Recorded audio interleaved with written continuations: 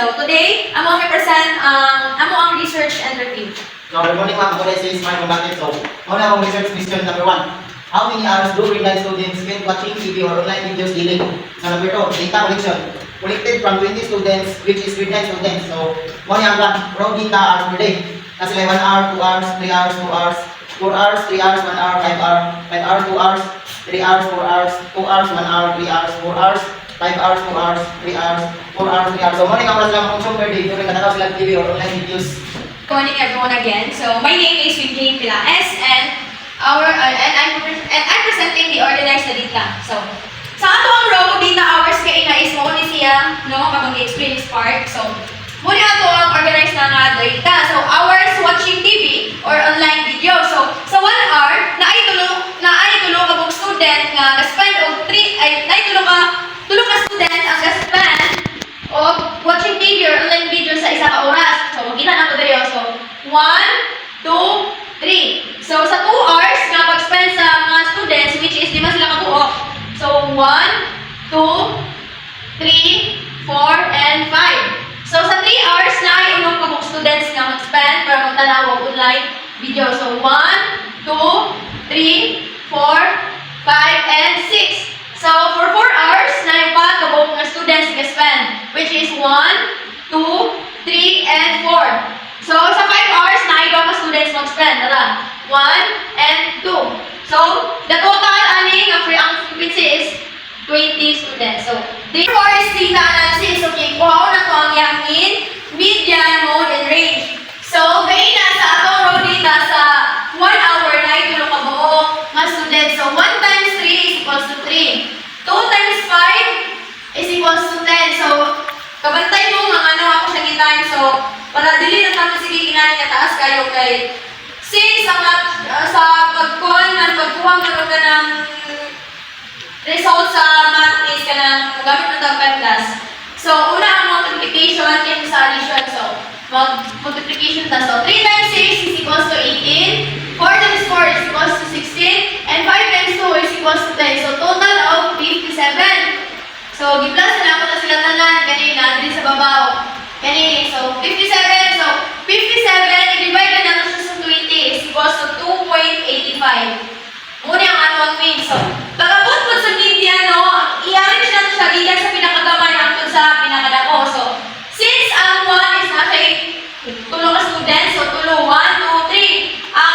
Ang 2 hours na 5. So 1, 2, 3, 4, 5. Ang sa 3 hours na ulong. So 1, 2, 3, 4, 5, 6. And sa 4 is na po siya upat. So 1, 2, 3, 4. And sa 5 na iduha. So ang pagkuha sa median is kung unsay ay tumaani sa ilahang duha. So since 20 man sila, so ang tumaani is 10 of 11. So maghihap ta.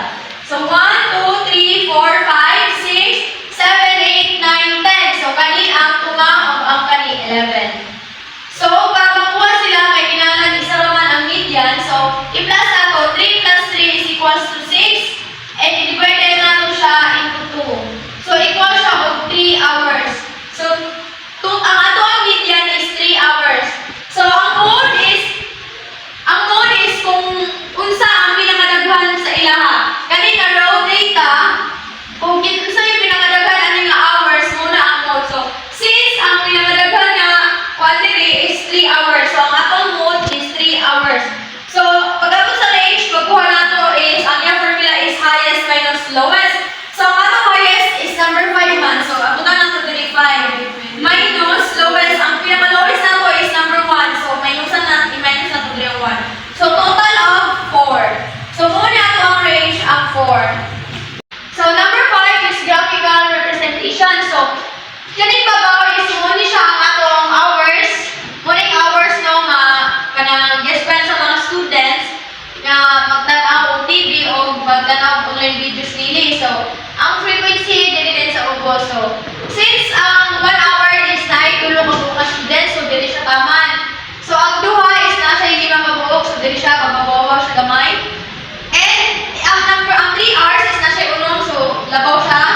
And sa 4 hours na siya upat ka buok, so maglabaw ra siya ani kay since kani kay tulong ra man eh. So kani kay lima is duha ka students ang nag-spend, so dili siya ubos gamay. So Among ginikuan is bar graph. Bar graph. So, ma'am, good morning. So, I am Michelle Lapad. I will discuss the interpretation. This study is all about finding out kung pinaka-R's ang ginagugol sa grade 9 students sa pagtanaw sa TV or online games. Matag-adlaw. Based sa answer sa 20 students, most of them ay nagtanaw around 3 hours a day. Ang mean, median, and mode ay say all 3 hours. So, meaning, mauni ang usual time ang ginabuhat sa mga students. The range is 4 hours from 1 to 5 hours. So, like din sila watching habits. Naiuban mo po ra, naiuban taas kayo tayo matag-tanaw. Overall, the results show na most students spend about 3 hours a day watching TV or videos, maybe para chill or relax after class. Pero at the same time, dapat po nila i-balance ang screen time with studying and other productive stuff. Kaya narinig ko. Mga mga repetition. So, pinagi sa mga research, nasata na mo sa kanakuha ang oras na kondisyon sa mga estudyante sa pagtanaw, TV o online videos pagkadlaw. Nakita na mo ang resulta na karekanan sa pagtanaw, dapat ang ilong oras pagkadlaw. Kung sulod sa isang semana, nakul tayo, na-realize na mo nga kini nga batasan, makapit ko sa oras na oras sa pagtuon. Pagpahulay o uban mag-importante na kalitan. Kini nga pagtuon, nakatapan na mo na mas makasabot kung saan pagmali sa mga oras kung saan pagkikay sa sobrang apikto sa media sa mga adlaw na kinabuhi. Nakakatunin na ang pagtanaw video dili man dapat basta lang sakto nga pamaagi o dili permi. Importante gyud ang balanse. Dili ta malinaw pero kinahanglan gyapon natay oras para sa pagtuon pag-usap sa paglingon.